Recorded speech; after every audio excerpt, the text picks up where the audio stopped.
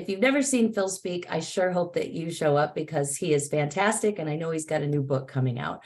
I know that in April, we're putting together another series because this one was so just positively received by so many people. We decided that these comprehensive series in an off-election season are a great way for us to learn more about the work that we do at Secular AZ. So we're going to be putting together another series about abuse happening in sub-religious organizations, and talking to more progressive religious leaders about how they feel about some of these kind of culture wars that are just like a whirlwind all throughout the state and all throughout the country. So we want to hear from our more progressive faith leaders. So if you have a story to tell about your experience, please reach out to us at info@secularaz.org.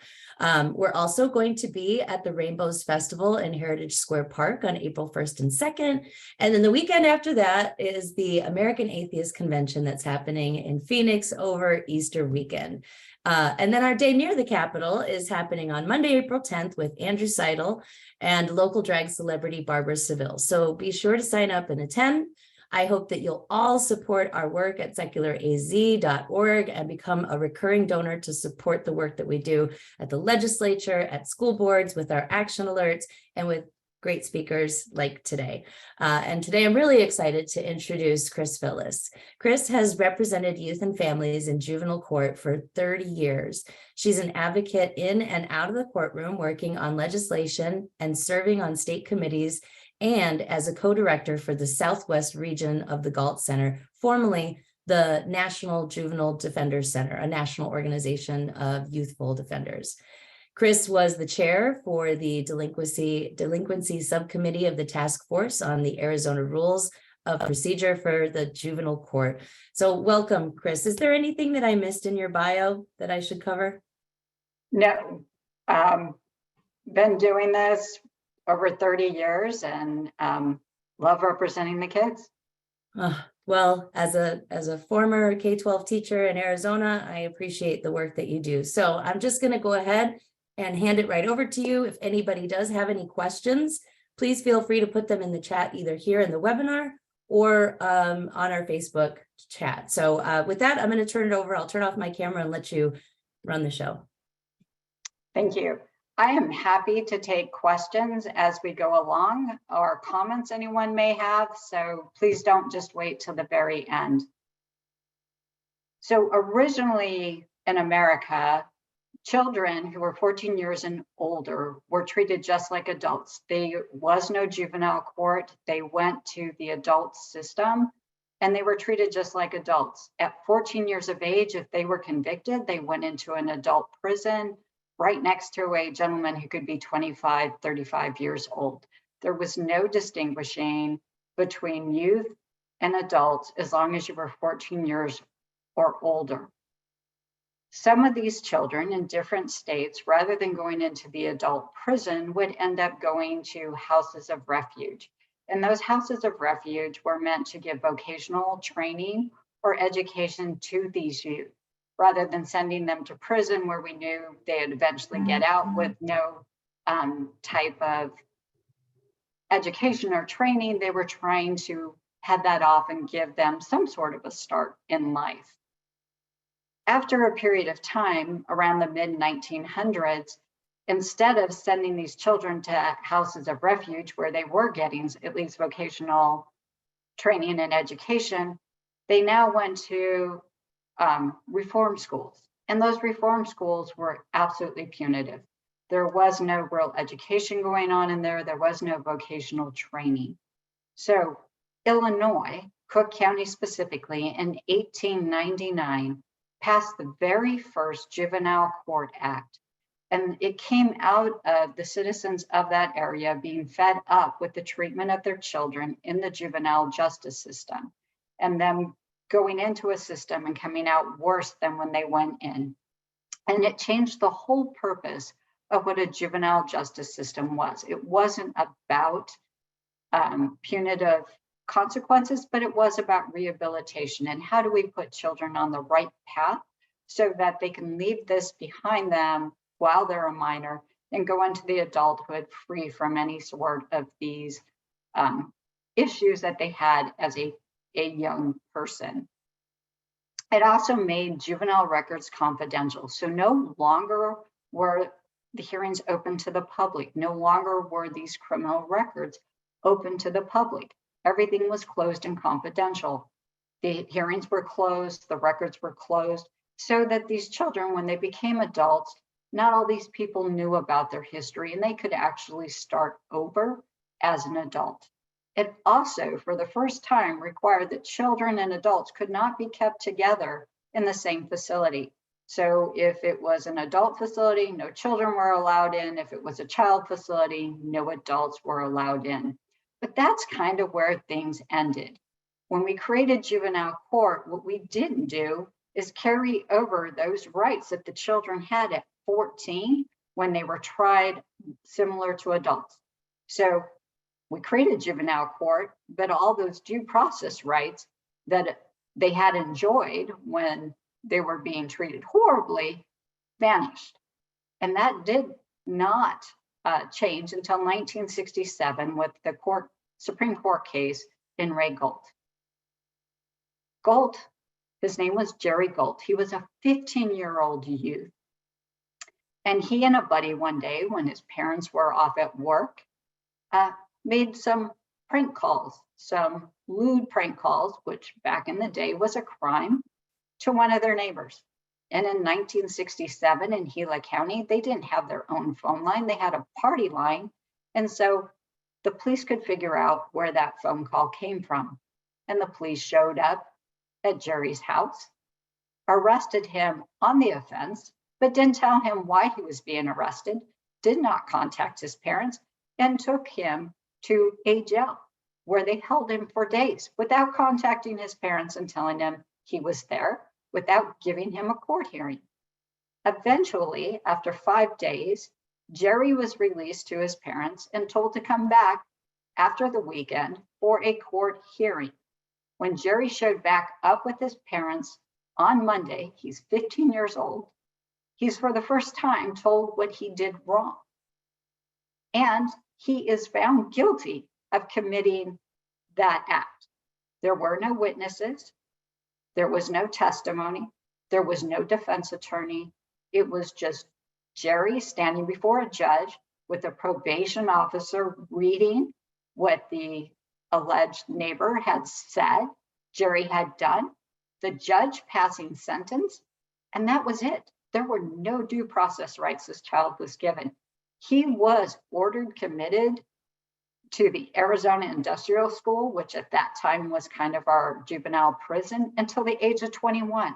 This is a 15-year-old who has now been ordered into an industrial school until the age of 21. And so there were lawyers who took up his case.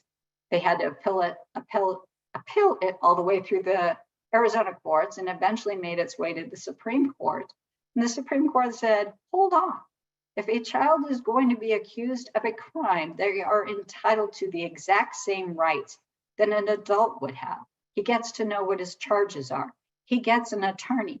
He gets due process, cross-examine witnesses, to have an actual trial. And if he loses that trial, he has the actual right to have an appeal. So even though Jerry's attorneys appealed his case all the way to the Supreme Court, under law, he had no right to do that. But thankfully, his attorneys ignored the law and went ahead and took it up. So that's where juvenile rights come from, is in Ray Gault. But that didn't happen until 1967. So even though juvenile court is considered rehabilitative, these children are still being accused of a crime. They are still going to have a juvenile record, and therefore they're still entitled to the same protections an adult would have when they're accused of a crime. The jurisdiction of juvenile court in Arizona, and every state gets to dictate what their jurisdiction is. In Arizona is 8 to 17 years of age, so right before their 18th birthday. That is the jurisdiction of juvenile court. And when you think about that, I do have clients as young as, I haven't had any 8-year-olds recently, but I have 9-year-olds. And those are second and third graders. Those are children who have no concept of what court is. What they know is some ideas of right from wrong, but they have no idea of what the law is. They have no idea of what a court is. They're concerned about recess, playing games, playing sports, cupcakes, but they're sure not worried about the court system. Yet, we are able to go ahead and prosecute children who don't even understand the court system. We do have competency where a child does have to have some sort of understanding of the court system in order to be put through it. But here in Arizona, as young as 8, someone can petition, a police officer can file a report on a youth, and the prosecutor can choose to charge that youth. And that's a problem when we take into consideration the life experience of these very young children. It's hard to understand the consequences of your actions when you haven't experienced them yet. When you're 8 years old, you have no knowledge, so to speak, to draw from. It's a little different by the time you're 17 and you've experienced some of those bad decisions you've made in life and the consequences of that. But children don't pay attention to that. They are little balls of energy moving around. And part of that has to do with the fact that it's adolescent development. It isn't just that they're not knowledgeable, it's the fact that their brain doesn't work that way yet. So adolescent development all has to do with the brain, something that we can't rush, we can't change, something we know a lot about, but somehow don't incorporate into the way we treat children, especially when it comes to the juvenile justice system. So between the ages of 10 to mid-20s, your brain's developing and it's changing. And one of the last things to develop is the frontal lobe of your brain.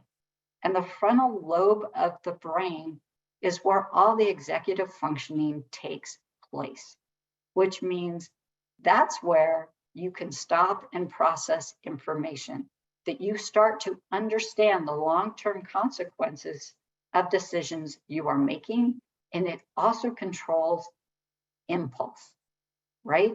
We know, we've seen all those children, who a thought pops into their head and the action immediately happens. There's really nothing that happens in between those two things, thought, action.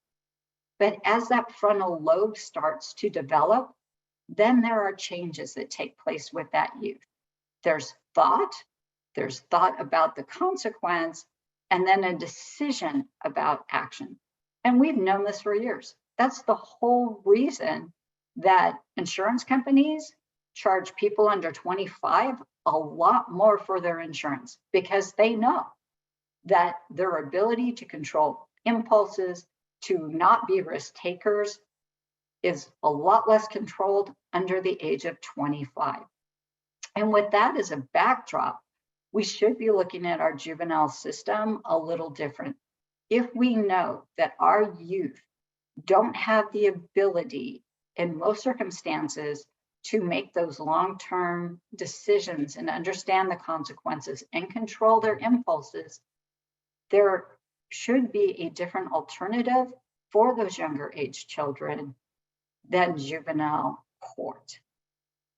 Children under the age of 8 who commit criminal offenses, they are not put through juvenile court, thankfully, but they are put through the dependency system. And that's where DCS becomes involved, because a parent did not provide appropriate supervision of their child and they committed a certain type of offense.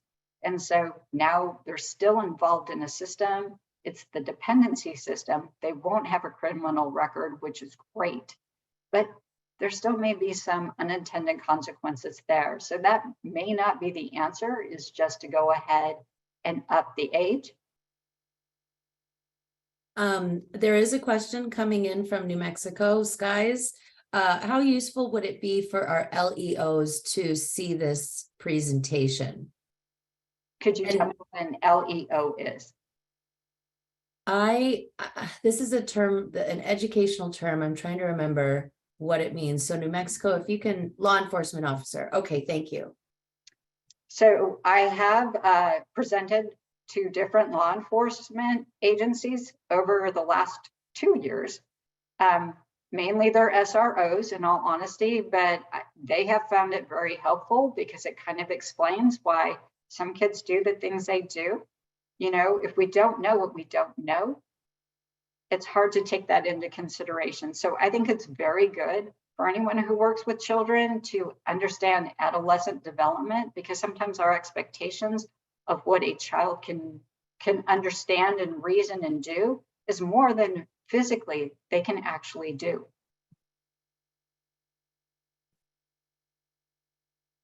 So juvenile court's purpose is rehabilitative services. And though that's the goal, we don't always accomplish it in juvenile court. Children come into the system from a referral. Law enforcement gets called out, and we normally get those referrals from one of 3 places. Schools are a big one. Kids commit offenses at school. It could be a theft, it could be a simple assault. We're seeing a lot of them right now with vape pens for marijuana. It could be a child as young as 8 or 9 saying they're going to shoot someone. They don't have a gun. They don't have any ability to get a gun. Back in my day, that wasn't an uncommon saying, but now it will get you arrested and kicked out of school. We also get them from families. We get them from parents who call the police because their child's acting up, may have assaultive behavior in the home, or their child may have mental health issues, and they have been told by other people that if you get the child involved in the juvenile justice system, they will get the help and treatment that they need. The third area is just a child being in the community that commits an offense. The police get called and they show up to take care of the offense. It can be a theft, a shoplift, a stolen vehicle, it can be a murder, it can be a gun offense. So the police just show up and do their normal police work. And those are the 3 ways a referral normally gets made and sent to the county attorney in juvenile court. The police always have the option of arresting a child when they come across them. I'm sorry, let me back up 1 minute. The children we see coming into the system, most of them will never see again. Once they have contact with the system, 87% of them will have 1 contact and never return. 12% of them will be back over and over and over again.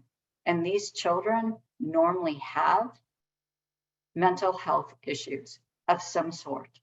Normally, it may be trauma related from their childhood. It may be just that they suffer from some mental health issues.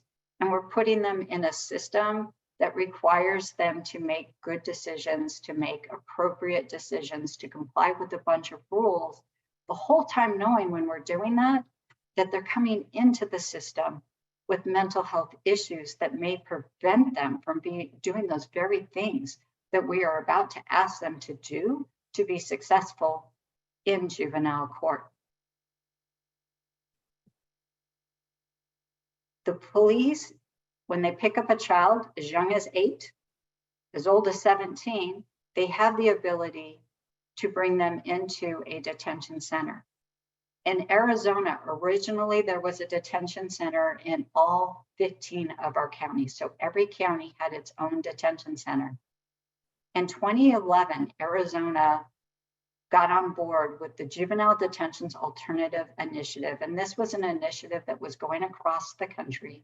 And it was talking to states and to juvenile courts about the fact that the more children you lock up and the longer you lock them up, the higher the recidivism rate is. So you're better off locking up fewer children, reducing your recidivism rate, and having better outcomes for the children overall. And Arizona adopted that in 2011 statewide. And what we saw was our detention center numbers greatly decrease. Some were cut in half. Maricopa County went below half. There was over normally there was about 330 kids in our 2 detention centers in Maricopa County. It dropped down to around 112, and they only needed 1 detention center. So it greatly reduced the numbers in many of the detention centers, and in some counties, they had to close their detention centers because there weren't enough children at any one time to justify leaving them open. And that was a very good thing. That was showing that we were locking up fewer children, and the recidivism rate and the crime rate both went down. And so it was a positive decision that was made statewide, but for those counties that no longer had a detention center, those children were now being bused miles, hours from their home. So Pinal County holds 5 contracts for different counties. So if a child commits an offense in Apache County and is going to be detained, that child will be transported all the way from Apache County to Pinal County to be held there, which means that on days of visitation where a parent goes in and gets to spend time with their child, that's not likely to happen. The parents don't have a lot of times the money to make that drive all the way down to Pinal County for about an hour to turn around and drive back. They are doing virtual meets and allowing the children to talk on the phone, but some of these children who are being sent to different counties don't have that continual contact with a parent that they normally would. When a police officer arrests a youth, they need to call into the detention center to find out whether or not the detention center will keep that youth. All of the detention centers now use the same risk assessment to determine whether that youth needs to be brought into the detention center based on the risk level to the community. And certain offenses are assigned a high number with regard to risk. So if it's a murder, they're being brought in. If it's a sexual offense, it's likely they're being brought in. So every offense is assigned a number, as well as certain other characteristics are assigned numbers. The child is homeless, the child is on runaway status, that can earn a child some extra points, as well as already being on probation or already having gone through the juvenile justice system. If the detention center tells the officer, this child doesn't meet our entrance number, please don't bring him, it is up to the officer whether or not they will still bring that child. What will happen if that officer brings that child to the detention center is the detention center will immediately call the parents to come pick up that child. So the officer may drive 30, 40 minutes to the detention center, spend another hour filling out paperwork, and before he gets that paperwork filled out, that child will be leaving out the front door with their parents. So most of the officers make sure they make that phone call first because they don't want to waste their time sitting down, filling out paperwork for a child to stay in a detention center that is going to automatically be released. For the children who do end up staying in the detention center because they meet that score, they will go before a juvenile court judge within 24 hours.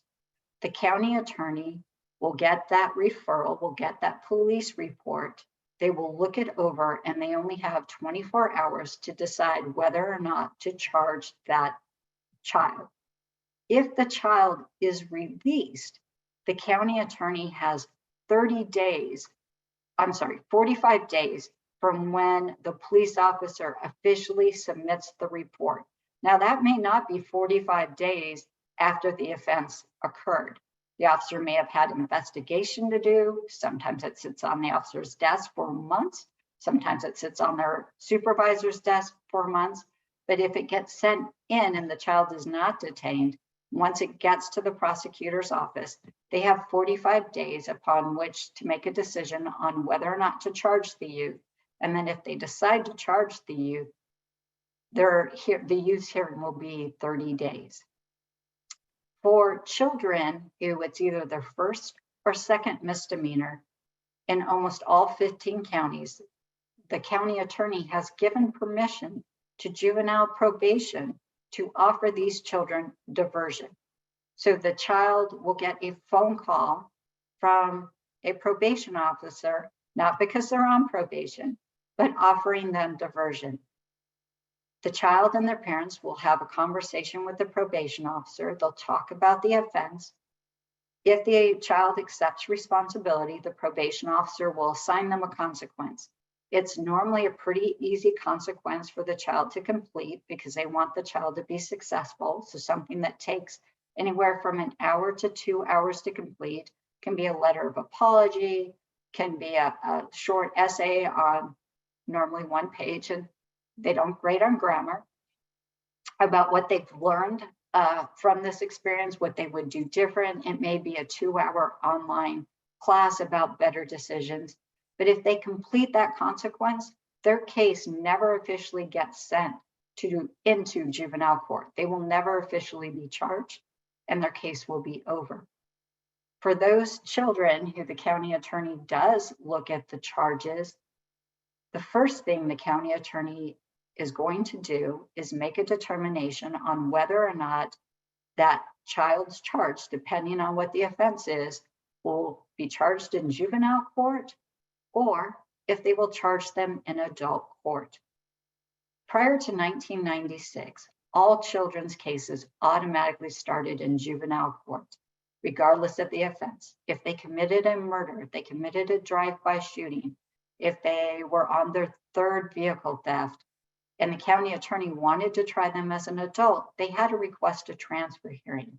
And at a transfer hearing, the judge would listen to both sides. They'd listen to the prosecution, they would listen to the child's side through their attorney, as well as get a report from the probation officer and a psychologist about whether or not this juvenile was amenable to treatment and within the time of the juvenile court jurisdiction. So prior to the child's 18th birthday, were they likely to receive treatment that would keep them from returning to the system?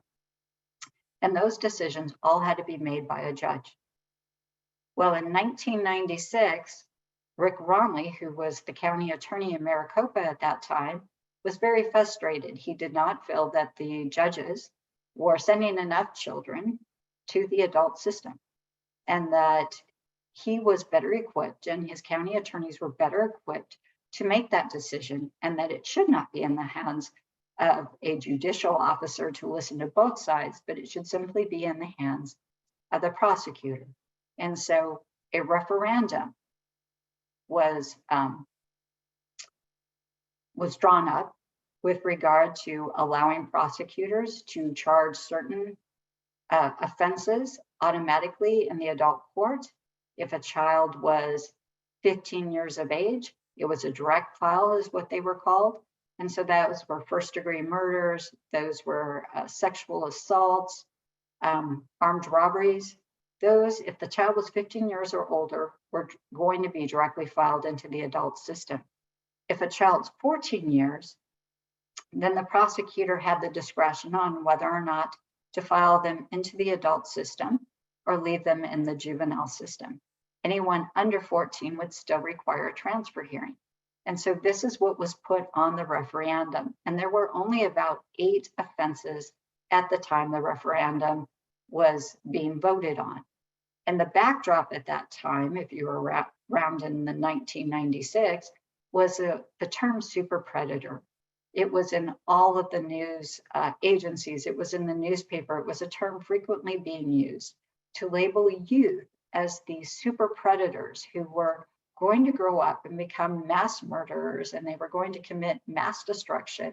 And we had to stop them now, and we had to try them as adults. And that was a backdrop when this referendum came out, and it passed. It passed by a large number. And so suddenly the prosecutor had the ability to try certain youth, 15 years and older, mandatory, 14 years discretionary, in the adult system. The other thing it did is it opened up juvenile court. So juvenile court had remained that secretive court where we didn't allow people to come in and just watch the proceedings, and the juvenile record was closed and no one had access to it. Now it was open. Anyone could come in and watch a proceeding. Anyone could look at a juvenile's record.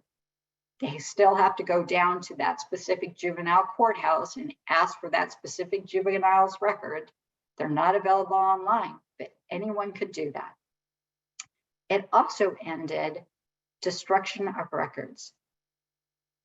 Prior to 1996, a juvenile's record was automatically destroyed when they turned 18, unless they had pending charges waiting for them in the adult court. It was under the philosophy that we were going to allow children to start anew once they hit adulthood. That came to an end in 1996. There was still destruction of records. It was not automatic, and now it was up to a judge, and it also became a two-tiered system. And so after 1996, we saw a lot more children being forced into the adult system on offenses that had previously been kept in juvenile court, and the recidivism rate had not gone up with keeping those children in juvenile court. Over time, that list of 8 offenses has continued to grow and grow and grow. And now children, there are far more offenses which a child can be direct filed into the adult system than there was in 1996. And so there is a hope that the tide is turning and that maybe we could go back to transfer hearings or raise the age, do something to stop so many children from ending up in the adult system. And it really is up to the county attorney if that 15-year-old will end up in the adult system, because the county attorney chooses what to charge a child with. Most conduct, whether it's done by a child or an adult in the criminal statute, normally fits under 2 or more offenses. Some of those offenses will require direct file, other ones won't. So depending on how a county attorney chooses to charge that child will also determine whether or not they will mandatorily be forced into the adult system. On a bright note, Beth Beringhouse of the Maricopa County Attorney's Office in 2018 felt that too many of the children on the upper end of juvenile court jurisdiction were being forced into the adult system because they committed their first offense at the age of 17. And they were about to age out before their case could either be heard or they could complete whatever the consequence is that the court gave them.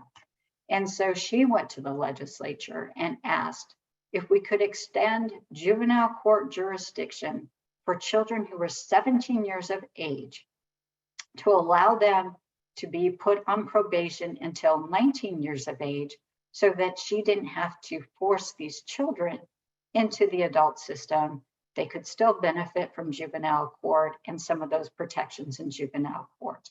So that is one of the few good things that has recently happened in juvenile court that has been a great benefit for many of the children. Youth who are in custody and they're going before the court for their advisory hearing, that's where the judge's going to tell them what they're accused of. They're also going to have an attorney. They're going to enter a plea. It can be either of guilty or not guilty. But if they're coming in from the detention center, they're not supposed to be shackled anymore. When I first started practicing in the early 1990s, all our kids, didn't matter what they were charged with, and I represented kids in juvenile court back in the early 1990s charged with murder, came into the courtroom unshackled. There were no handcuffs, there were no shackles. The children came in and there was no issue. Around 2000 to 2005, the shackles and handcuffs came on. One of the judges had gone to a conference and they had learned that other jurisdictions were shackling their children because there was always a threat of potential danger, that this youth could run, that this youth could do damage to the judge, to someone else in the courtroom. And suddenly the shackles came off. And I watched children of all ages come into court with their hands shackled, with their feet shackled, with belly chains, and they would shuffle in. And I'd watch their parents who were sitting there watching these children that they love change. And they were crying and falling apart. I had a 9-year-old client who was so tiny that they had to remove the shackles from his legs because he couldn't walk. And he sat through the entire proceeding, taking his handcuffs on and off like it was a game, because he was so tiny, they served no purpose.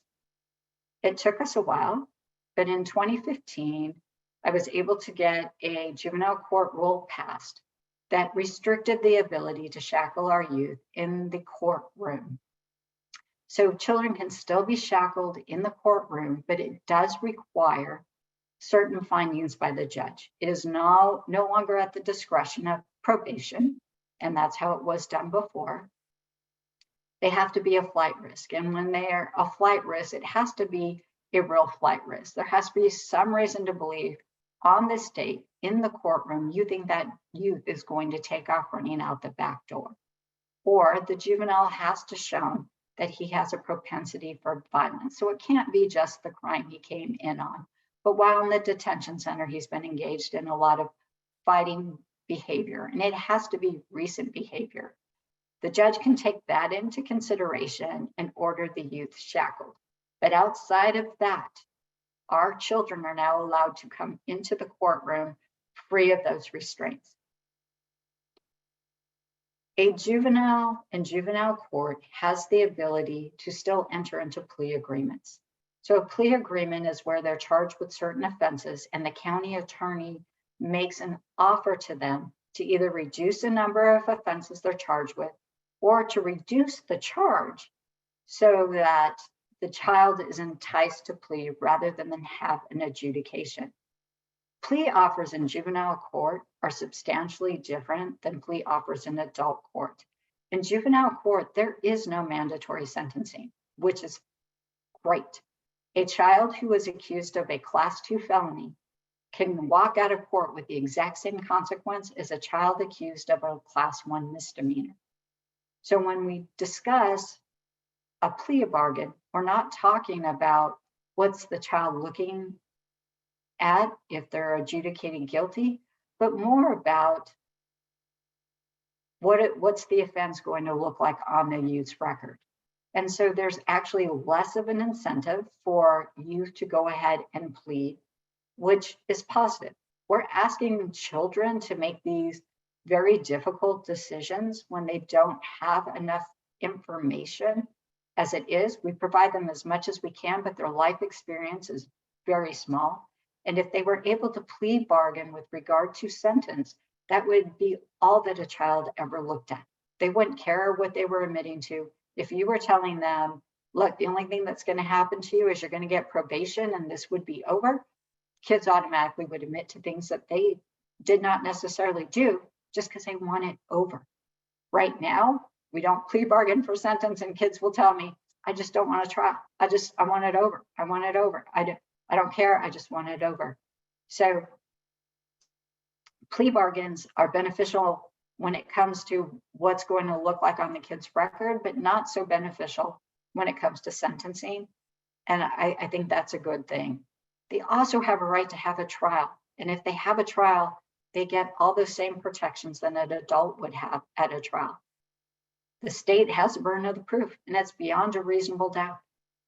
The state has to call and bring in the witnesses. Defense counsel gets to cross-examine those witnesses. My client still has the absolute right to remain silent. That's normally a good thing, and I recommend that for most of my clients because, you know, it's easy for a county attorney to confuse a child.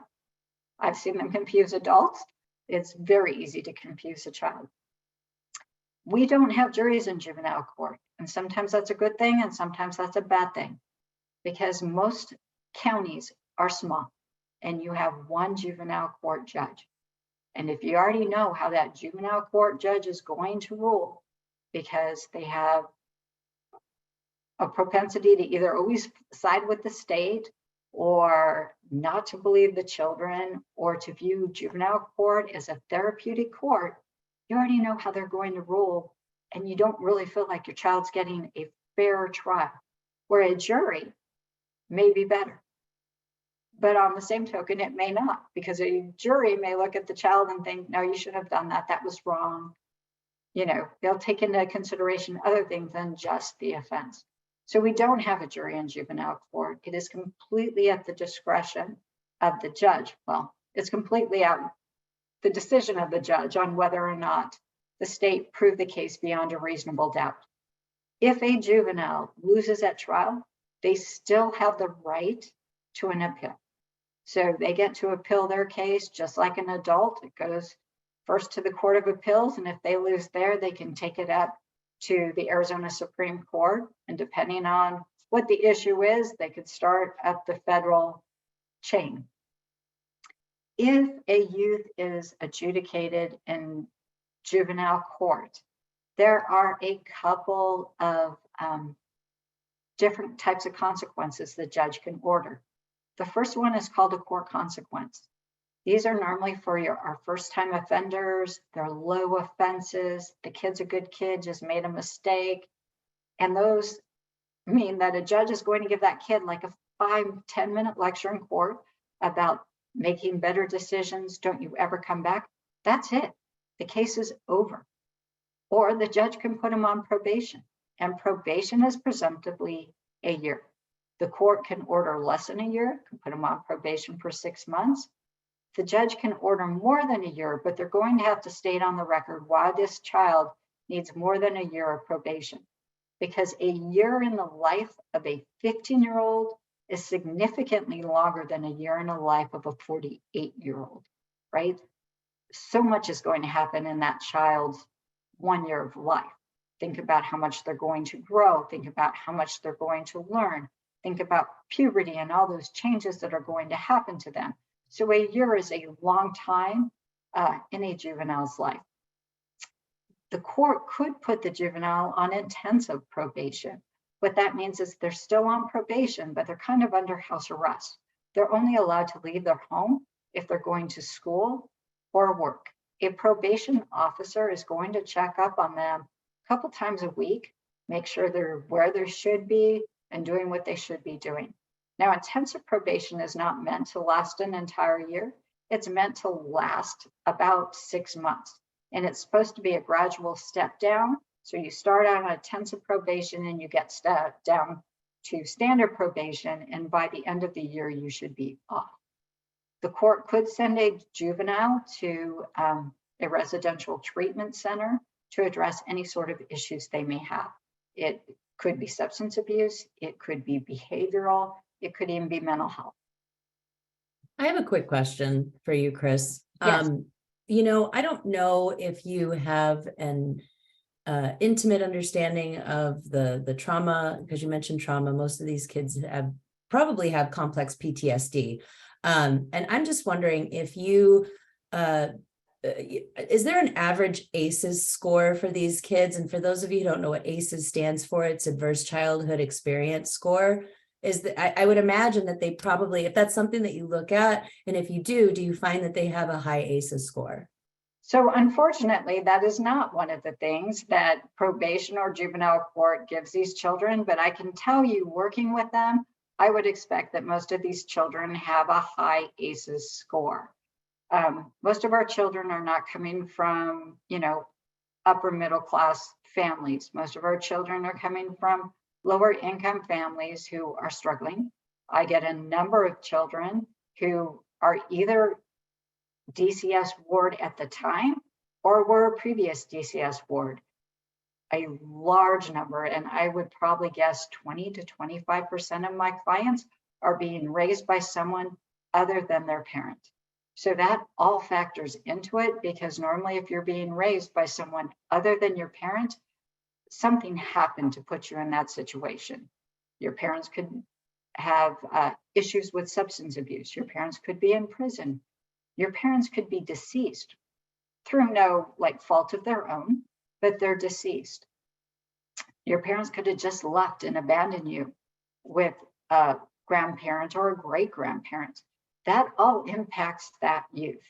And so ACEs, yes, they have these high ACEs scores. Unfortunately, we don't look into that, and we really should in the juvenile court system, because it impacts where that child is in maturity and cognitive development, all that trauma impacts that child, and it greatly influences their decisions they make. And that frontal lobe for children who have had severe trauma in their life develops at a slower rate. So they may not, it may start development at 10 for most kids. For those kids with high ACEs scores and a lot of trauma, it may not really start developing until 14 or 15. And they're always going to be behind. They'll eventually catch up, but their brain frontal lobe may not fully develop until they're like 25, 26, where most of their peers have developed by the time they were 21, 22. And when we look at people, we look at their age and we don't look at their life experience. And that's also very true in juvenile court. So we can look at an 8-year-old or a 9-year-old or a 10-year-old and say, wow, those are very young children. We shouldn't treat them as harshly. But if we see a 15-year-old who was raised by DCS, doesn't function at a high level to begin with, has been moved from place to place, they may be 15 years of age chronologically, but mentally and developmentally, they may be on par with that 9 and 10-year-old. And we see these children who are 15 years of age who act very, very young, and we don't always take that into consideration, and that has to do with their development. The other thing we're seeing a lot more in juvenile court, and it may just be because we're finally recognizing it, or maybe there's a larger population in our society, is those kids with autism. And the autism spectrum is wide, but it greatly impacts children's behaviors, children's thought processes, and things beyond their control. I had a young man, he was 14 years of age, he was on the autism spectrum, and his trigger was he could not be touched. If you touched him, he lost control. And it wasn't that you could be rational with him and talk to him about it. His mind went to whatever was touching him, he had to get off. And despite everyone knowing this about him, and despite it being in all of his school records, and the fact he was in a special class to deal with that and had an IEP, he had an aide in his class who, when he wasn't paying attention, would walk over and hold his wrist. And my client would lose his mind, would pull away, would try and push that staff member off.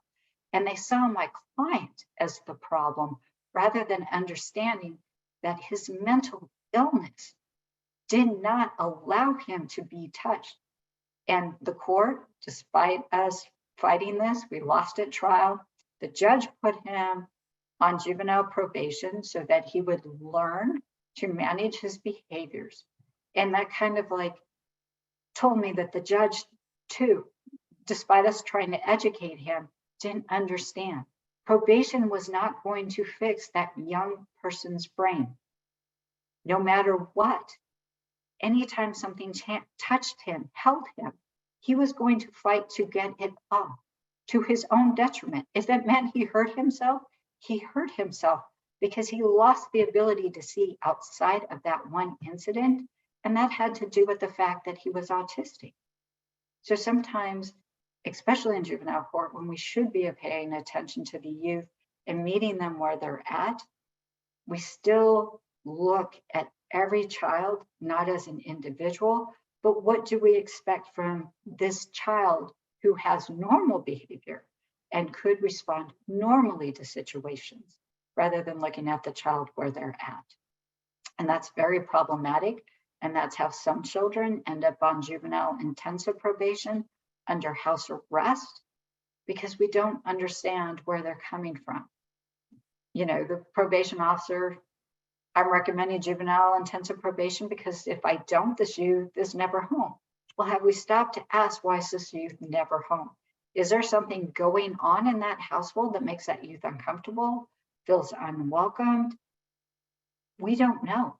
And so sometimes when we lock a child into a home, we've locked a child into a bad situation. The judge, other than putting a child on probation and sending them to a residential treatment center, has the ability to commit a child to the Arizona Department of Juvenile Corrections, what used to be the industrial school. We only have one in Arizona, and one is plenty. It is located outside of Phoenix on your way up to Prescott. You'll see it there on the west side of the freeway. It is an older facility. It's dilapidated, it needs improvements, and yet we continue to send kids there. Children who go to the Arizona Department of Juvenile Corrections normally are not given a mandatory sentence. It is not like the adult prison system where you're going in for 10 years, 15 years. Judges normally just, what we call it is commit a child to the Arizona Department of Juvenile Corrections, and then they leave it up to the department to determine when the child is ready to be released back home. And the child can be released back home on parole, or the child can just be released. They cannot be locked up beyond 18 unless they're on extended jurisdiction. Then they can be locked up to 19, but there are some issues with that because you're not supposed to house children, people under 18, with adults, children over 18. So most of the time they're paroled before they turn 18. So the children get placed at the Arizona Department of Corrections and they get put into specific program. It could be about making behavioral changes. It could have to do with sex offense. It could have to do with drug issues. And once they complete that program, they are supposed to be released from the Arizona Department of Juvenile Corrections, either paroled or just sent home and terminated. Every now and then, a judge will give a specific amount of time they want a juvenile locked up. And sometimes it's 30 days, and 30 days is because that's how long it takes them to process them through diagnostics to figure out what the needs of that child is. And the judge doesn't want them being released until we know what the child's needs are. Sometimes the judge will say, this child needs to be there 2 years because they committed some offense that the judge thinks it's going to take 2 years to turn this child around. If that child is ready to go home after a year, after 13 months, the Arizona Department of Juvenile Corrections does have the ability to petition the judge to release this juvenile before the end of their term. Normally when that happens, the judges will release the youth because now you have the so-called expert where the juvenile is telling you, we're just holding him for no purpose. It's not benefiting this child anymore.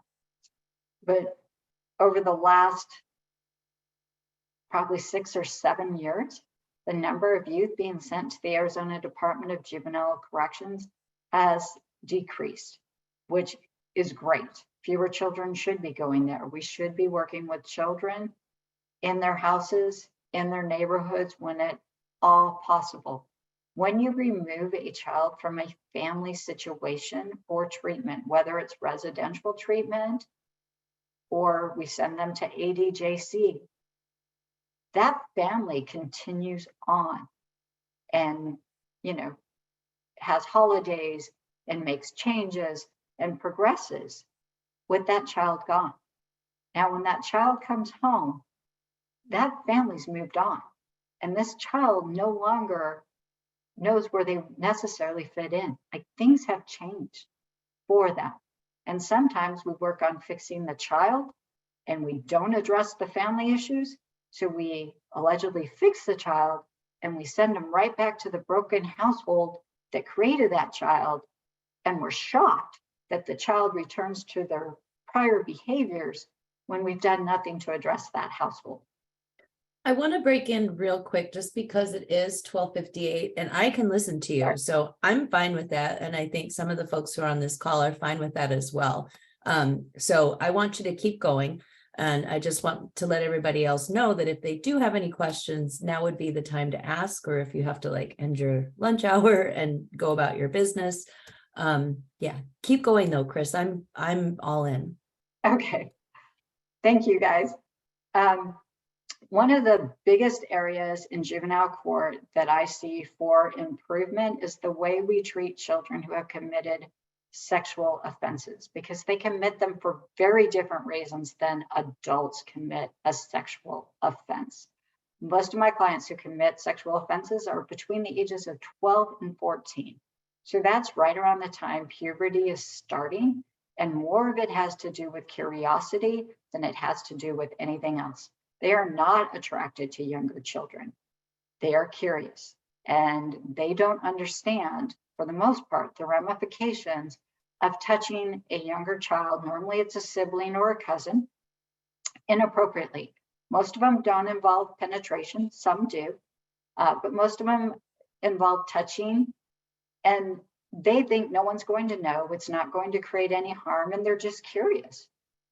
If they had a girl their own age who, or a boy who would, agree to that type of conduct, there probably wouldn't be a sexual offense. I'm not encouraging that. Please don't misunderstand me. But this is more of a curiosity thing than it is someone acting out and, trying to be malicious or hurt another child. Can I ask a quick question? With those children, is it an indicator sometimes perhaps for their own experience with an adult abusing them? So that used to be the thought philosophy. What we are finding out now more is because pornography is so prevalent and easily accessible to children on the internet, that really is what is sparking all of this. They see it on the internet and they think, hey, why not try it, right? We saw a huge uptick in this when all the kids went home during the pandemic for school. So they were no longer in the classroom, they were at home with a lot of unsupervised time on their hands. And we saw a large uptick. And it seems like, not in all cases, but in most cases, when you would talk to the child, when you look back at their history, you would find out that they were viewing pornography on the web, and normally a substantial amount.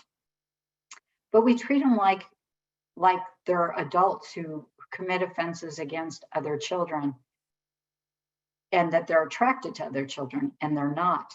And so we'll take this 12-year-old, this 13-year-old, and we'll require that they have 24-hour supervision. They can't leave their home without having an adult standing right by them. And we take away their cell phone and we take away their laptop, which can be problematic. Now, most children are doing schoolwork on a laptop and need a laptop. And a lot of kids still are, from my generation, latchkey kids. There's no parent at home. And so if a parent wants to check up on that 12 or 13-year-old to make sure they got home from school okay, they're not allowed to have a cell phone. So mom or dad is going to have to wait until they get home to make sure the child got there okay. They're also not allowed to be around children, which is confusing when some of them are still very much children themselves. When you're 12, 13, and you're in elementary school, and the judge puts an order in place that you can't be around anyone 11 years or younger, there really is nowhere for you to go.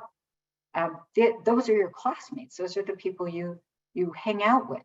And these offenses aren't happening in the classroom. They're not happening when adults are alone. They're normally happening when brother and sister are at the house by themselves.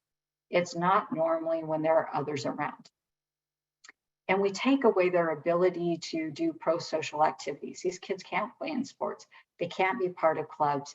They can't go and do those things that make those positive changes in our children and help them develop normally. Instead, we lock them down. We don't allow them to go anywhere. We don't allow them to associate with other people. And then we send them to intensive counseling to deal with SMB 3 times a week, where they're going to talk about their offense cycle. They really don't have an offense cycle. They normally took advantage of a situation. They absolutely need to learn boundaries. They absolutely need to learn that when what they did impacted that other person. But to teach them, they have an offense cycle. That's the same terminology they use with adults who molest children, is not recognizing what is actually going on with them. In 2019 and 2020, the Arizona Office of the Courts, their juvenile division, paid for a study by 2 different psychologists on what we were doing right with our children who had SMB behaviors and what we were doing wrong. and what we could do to make better, to treat our children better and to have better outcomes. And they made several recommendations, one of which we were using polygraphs on children to get them to admit to sexual offenses, to other victims.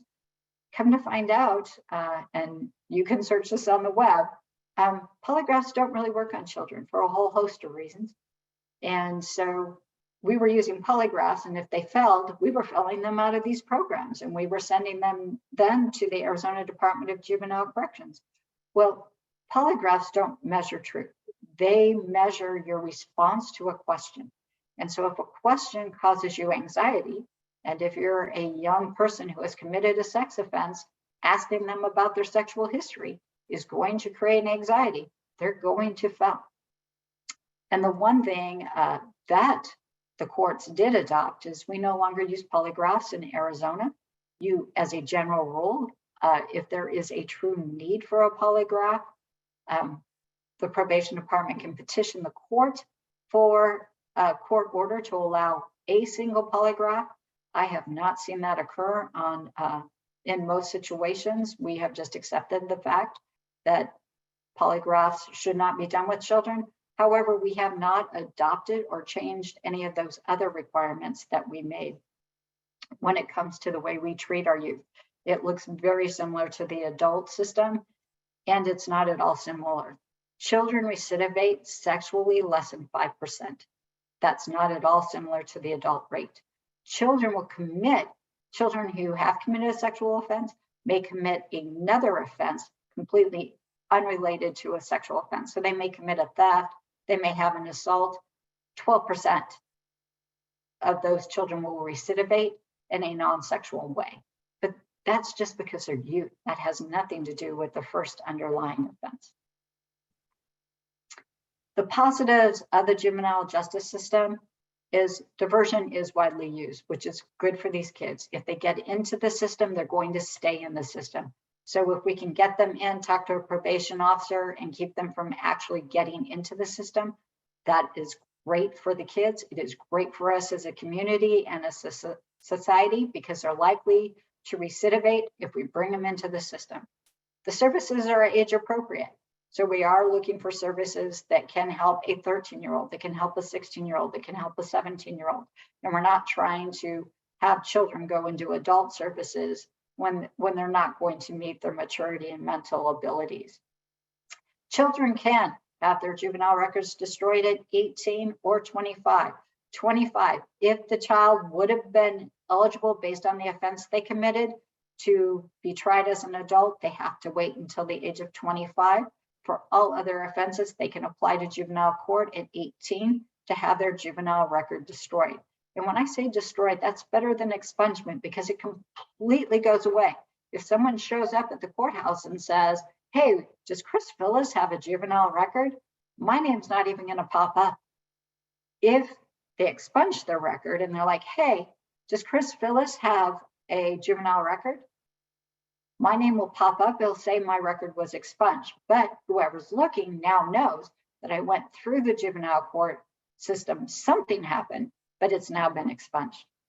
Also in juvenile court, we don't have mandatory sex offender registration, which is great because putting a 12-year-old on a sex offender registration seems very counterproductive because a 12-year-old is not going to know how to register. They're not even going to understand what that means. Children can be ordered onto the sex offender registration at the discretion of the judge. It does not happen very often. The only times I have seen it happen is when a youth is older, so a 16 or 17-year-old, they were given SMB treatment and they reoffended since having SMB treatment. And so those are the ones who end up on the sex offender registry, but for the most part, children do not. Some of the issues with judges in the juvenile court system is they view juvenile court as therapeutic. So they don't see it as a criminal court for children. They think it's all kumbaya and we should all get along. Defense and prosecution should work towards the best interests of the child and just put in place those services that the youth needs. If my client was not going to walk out of court with a criminal record and the possibility of being locked up or put on probation, I will be friends with the county attorney all day long. But if you are going to give my client a criminal record and the possibility of being removed from his home and locked up, we are a criminal court and he is entitled to all of his constitutional rights. Judges also have a tendency to be very paternalistic.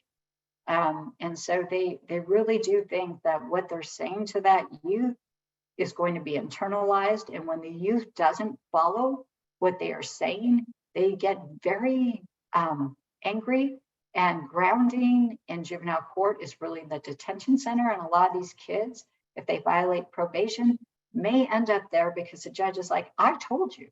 Well, we already knew that this child had a problem following the rules. That's why they're here. So being upset that they didn't follow your rule, let's think that through. We knew that.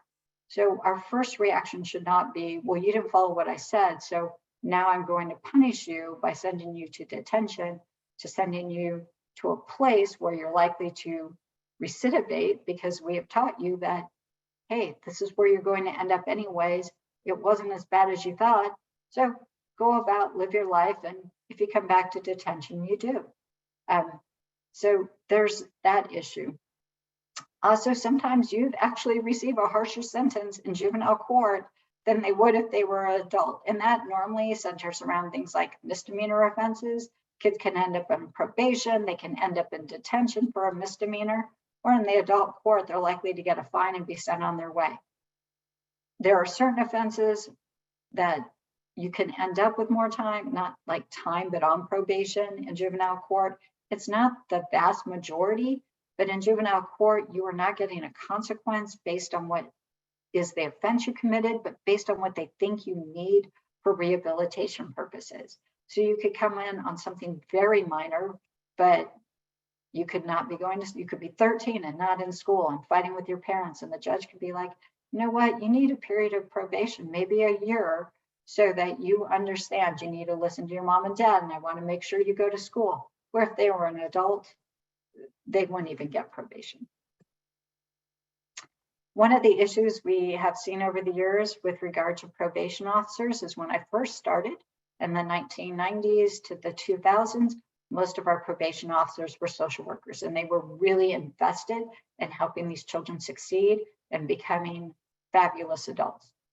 Around 2000, suddenly we were hiring probation officers out of the criminal justice colleges. And so they came in with a different attitude. They came in not so much as, hey, let me help you find the services you need to be successful, but let me monitor you and catch you anytime you do anything wrong. Well, if anyone watches any of us for any amount of time, they're of course going to catch us doing things wrong. And so they really became enforcers of rules rather than gateways to helping someone become a productive adult.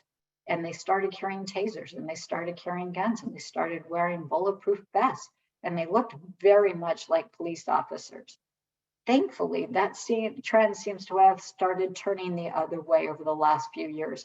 And we are seeing more probation officers invested in the future of the youth and helping them become the person that they really can be. Some consequences in juvenile court do last into adulthood. Restitution is one. Restitution is money that a youth owes the victim. So if they did damage to our property, they're going to owe the cost of that property. Sometimes it's in the tens of thousands of dollars. And so the restitution, even though the child's turned 18, it is out there waiting for them to turn 18. It will be there for the rest of their life until it's paid off, and it's done through a restitution lien. There's fees and assessments. I actually want to pause real quick to talk about this. So SB 1197, is that the bill that you just spoke to in support of this week? Yes. So I know that you're going to explain it, but it was eye-opening for me to watch you provide testimony and to hear Representative Hernandez talk about her own experience.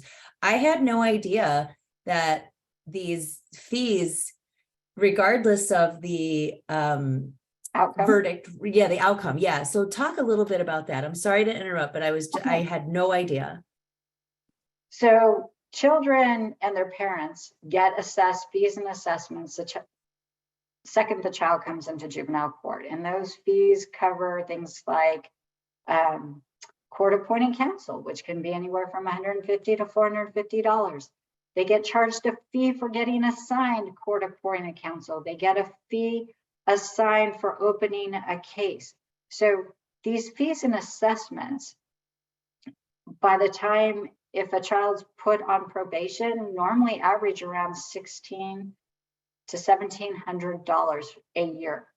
And if the fees and assessments are not paid, they will attach to that youth at their 18th birthday as a civil judgment, which means at 18 years of age, if the child committed the crime at 12 and their parents never paid the fees and assessments, at 18 years of age, that child now enters adulthood with negative credit, and it will impact their ability to rent an apartment, to get a car loan, to get a student loan.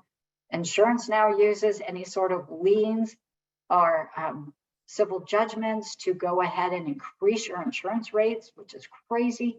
So this has a negative impact.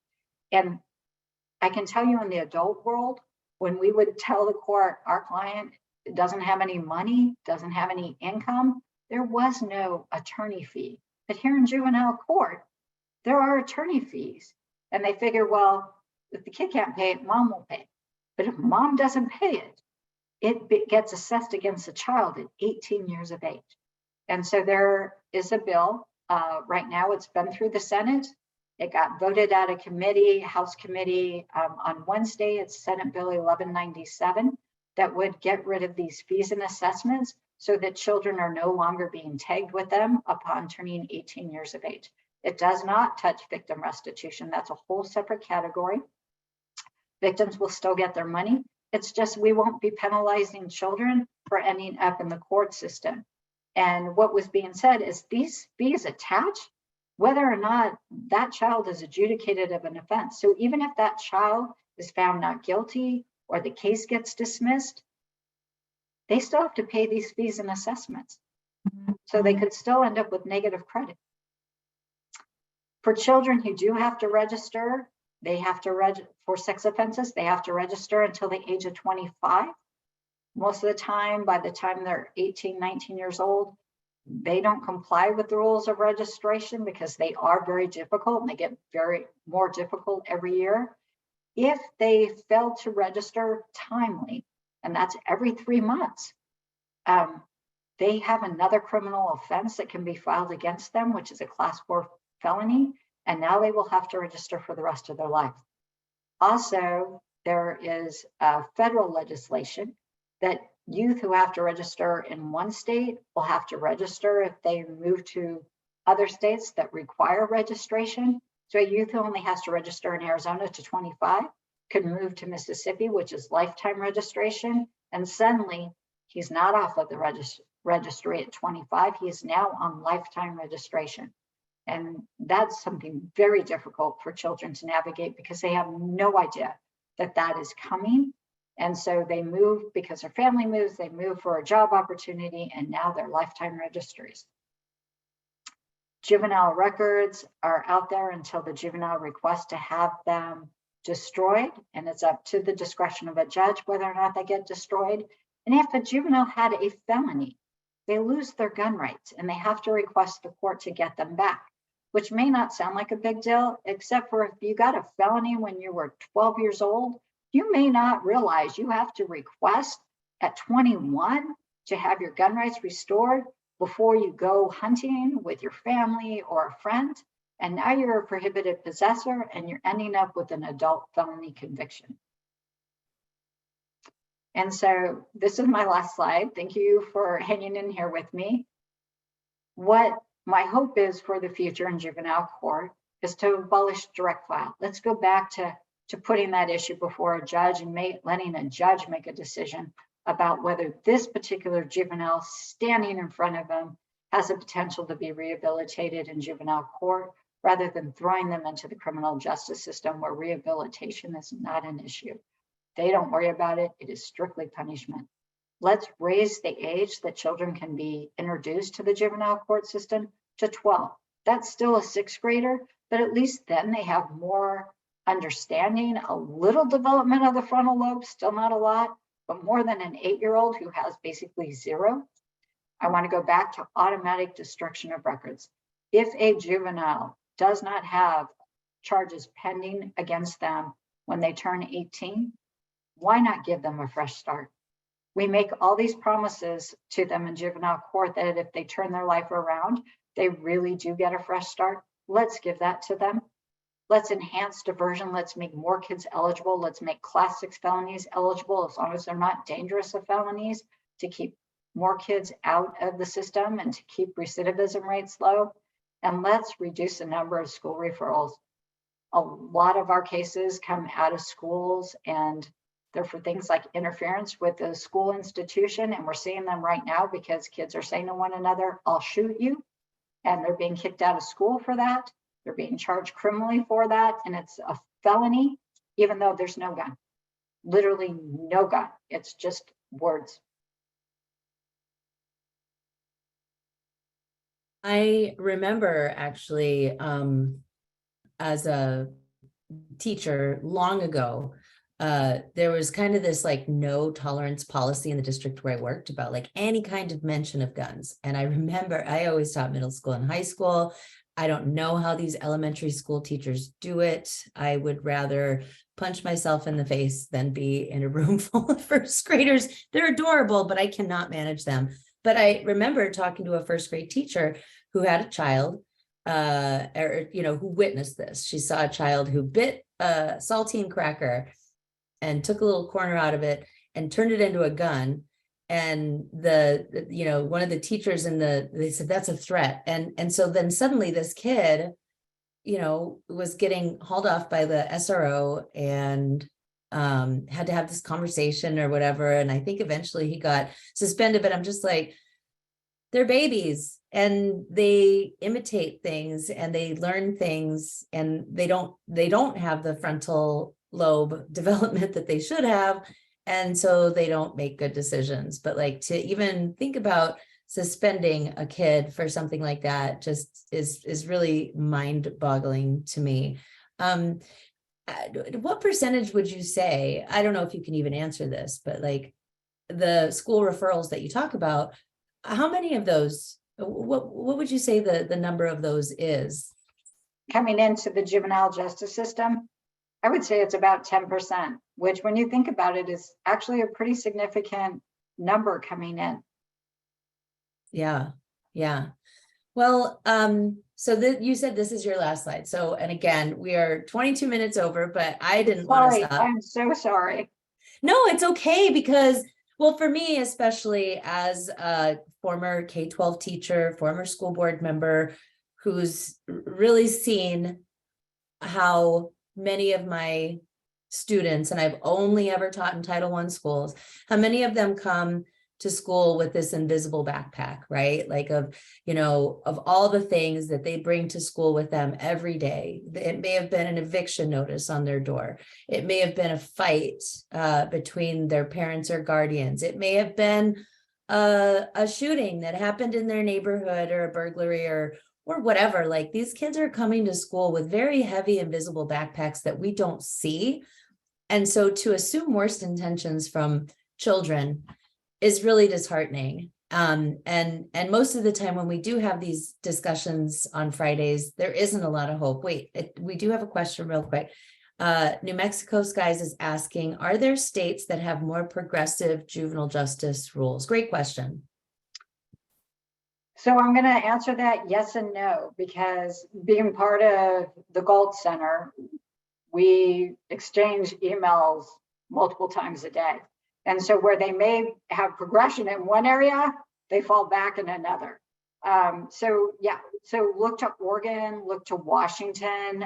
They do have some pretty progressive. things going on there. Missouri actually got rid of, I know shockingly, they got rid of like their Arizona Department of Juvenile Corrections. They got rid of that and they went to residential homes in the neighborhoods where these kids live. So they could have that constant contact with the family and it didn't raise their recidivism rate. So these kids weren't going out in the community and committing new crimes, but it was allowing them to remain intact with their family and they got out of the system quicker. You're muted. This shouldn't be, it's not just about the incarceration of youth in our state and in our country. There's so much more going on here. The social safety nets that are not in place for those kids who are being raised in zip codes where they probably experienced generational poverty, generational abuse, generational, racism, and just all of these other barricades that kind of keep them from being successful. And so while this is, you've provided us with a little bit of hope, the real hope would come from making sure that those kids don't ever end up in that position in the first place, making sure that our schools are fully funded, that our housing is affordable, that our minimum wage is something where people can actually afford to rent or buy a home. And it's just so much more. We just last week actually talked with a mother whose son who's currently incarcerated, and she's a friend of mine. And I remember talking to her frequently about the lack of mental health care. And you said something earlier today about how people are almost advised, well, let them get into the system because that's how they'll get the mental health care that they need. And what a sad approach to mental health care. Get them into the system rather than making sure that that child and that family has all the supports that they need. So it's a weird timeline that we live in, and there's not always a lot of hope. So I'm going to put a big burden on your shoulders, Chris, and ask if you could maybe give us some hope and how we could help to further the efforts of, making sure that children are still seen as children despite how they might be portrayed by the media or how the courts may present them after they've been in the system. So I think one of the things is being we all come from different places. Be mindful before, if it's a youth that you're interacting with, regardless of what they do, be mindful if there's a different way to handle it rather than calling the police, right? No matter what it is, maybe you could reach out to the parents, maybe you could have a conversation with the child. Don't involve the police if you don't have to. Also, I think we need to be that advocate for every child. If it's a school issue, even if it's not your child, if it's a friend, reach out, help out there. Sometimes it's just that one adult making contact with that child and letting them know, I see you, I hear you, and I care about you, that can make all the difference. It doesn't even have to be a big thing that you do, but that may keep more of these kids from getting involved in the system, from feeling like they're all alone in the world. It doesn't have to be your child. It can be any child. Just simply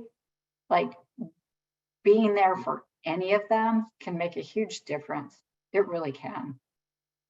And a lot of schools actually have, programs in place for folks who want to volunteer. I know in the school district where I used to be on the board, we had this wonderful program. I think it was a partnership with AARP, where you had, retired folks who would come in and read once or twice a week. And for those kids, many of whom don't get to see their parents because of immigration status or whatever, having an adult like that who showed up every week, sometimes twice a week, to just read a book to them and ask them about how things are going can go a long way.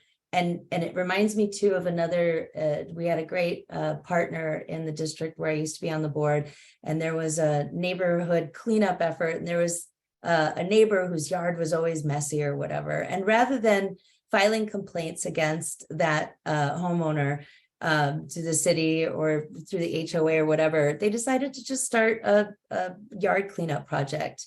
and to get to know that neighbor. And instead of taking that kind of like, I'm going to get you approach, like maybe we all just need to understand each other's humanity and think about what they might be going through. It was always hard when you'd have those challenging kids in the classroom.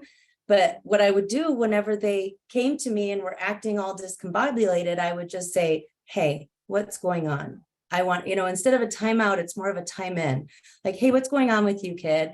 And I can't even tell you how many conversations I started like that, where the children would reveal to me, well, my dad just got, deported last night, or we just got evicted last night, or my parents have been fighting, or whatever it is. Instead of just being like, well, you're inherently a monster, and there's no way for me to deal with this 12-year-old child. You have to remember that they are just 12-year-old children, and that they are carrying a heavy load with them to school every single day. So that's, I guess, the hope we can have, right? Absolutely. Well, thanks, Chris. I appreciate you, the work that you do. I appreciate everybody who's been sticking around to watch this. I wanted it to go on because this is definitely near and dear to my heart. And I appreciate you very much for the work that you do, for testifying at the Capitol, and for standing up for the youth in our state. Thank you. Thank you. Have a good weekend, everyone. Yep, you as well. Take care, everybody. Have a great weekend. Bye-bye.